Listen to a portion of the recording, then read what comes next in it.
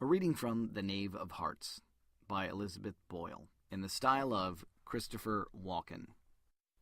He turned around, and even in her inexperience, she knew what the light in his eyes meant. The turn of his lips, the way that he looked at her, what he wanted, which, startling enough, was rather the same thing she wanted.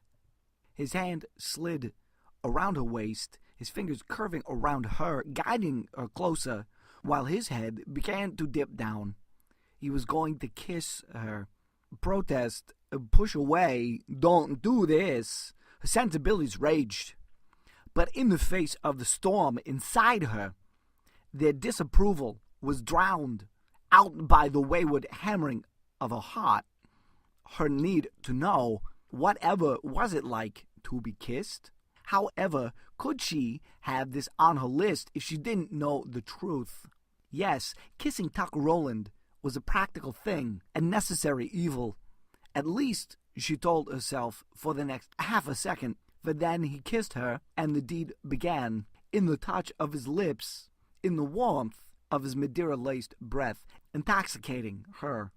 His lips were at first just a mere brush, then they were there, against hers, tasting her, this unknown, this forbidden taste, sent a raft of passion racing through her, chasing off any last whispers of propriety. Come, follow me, his lips seemed to whisper, tempting and dangerous.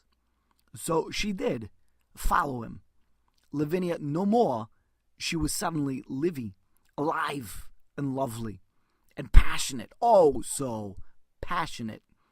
Her mouth open to him, and his tongue brushed against hers, past this opening, tasting her. His arms curved around her, tugging her closer, drawing her up and against him, all of him, and she was breathless. This is what it was like, to have him holding her, one hand pressed against her back, the other curved around her. Dear heavens, he was holding her by her backside, and it was delicious and wonderful all at once.